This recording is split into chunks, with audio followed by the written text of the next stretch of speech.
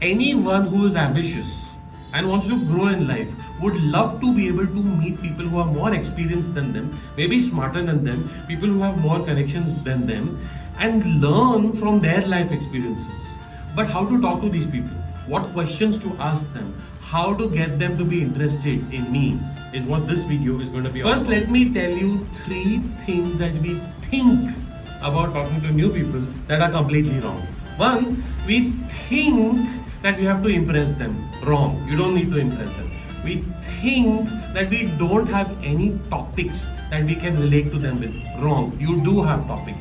And 3, you think, why will they be interested in talking to you? Completely wrong. They will be. But only if you get a few things right. So point number 1 is, don't ask frivolous questions, surface level questions. Don't ask questions about their business. Don't ask questions about things that you don't understand. Let me give you a list of questions that you can actually ask and that will open people up to you. 1. A simple question.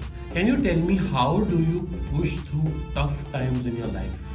Now, if you want to make this question really work, share a tough time that you are going through right now. And that makes this question real. Question number 2. Could you please share one success habit of yours that I could learn from?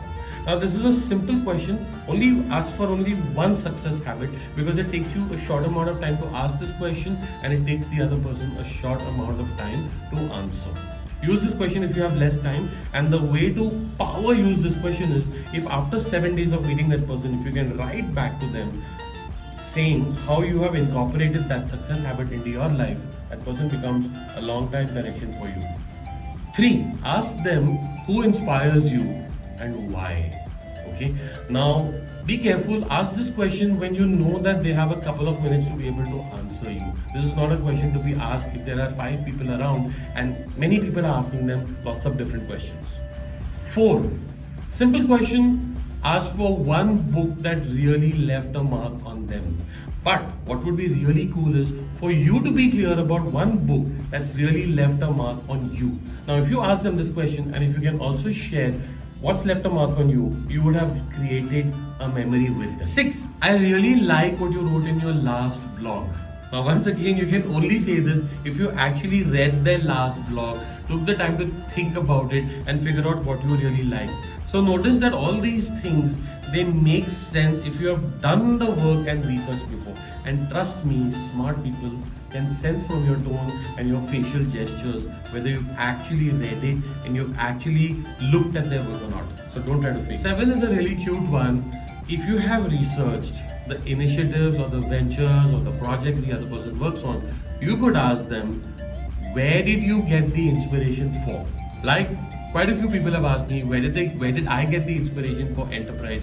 And that's a question I always love to take a few minutes to answer. 8. If you're at a dinner or a lunch and if they have a plate or a glass in the hand, you can always ask them, may I bring you something? Offer to get them a papad or a refill of their drink. It always works. Even if they say no, they're going to smile at you and ask you your name.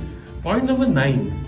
You may join 2 or 3 people while they are having a conversation. Now, it's absolutely okay to join in a conversation, make eye contact and seek that permission with your body language, join in, and then be interested in what they're speaking about. Listen carefully, be interested, and somewhere along the conversation you will find something that you may want to ask about, and you may say that, please forgive my ignorance, but is it okay if I ask you to explain this piece that you spoke about a little bit more? If you have that little student attitude and don't try to show how smart you are, chances are very high that they will take the time to explain it to you. And point number 10, my favorite, I think the most important, is that you don't have to behave super smart.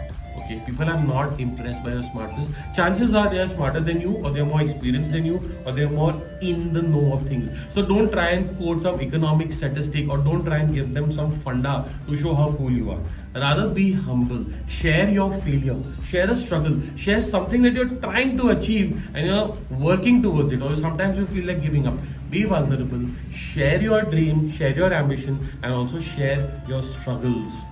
That is a much cooler way to open people up to you than trying to act Smart. So just to remind you, this is all about creating conversations with people, someone who is more experienced than me, or someone who I admire for the way they have done things, or just for the way they are, or someone who's more successful than me in some aspect of their life, and I want to gain or learn something from them.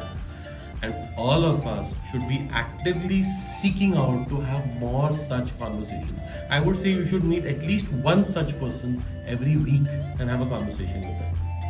And finally, before we bring this to a wrap, always follow up. Make sure you get their email ID, if possible their phone number, or at least their social media handle. And after you have that conversation, after a day or two or three at max, write back to them saying what you enjoyed about meeting them, what you learned from them, and most importantly, what have you been able to do with what you learned from them. If you can do that and close this loop, you will find that these people become connections, and you can come back to them every 3 to 6 months and go on nurturing and building these connections.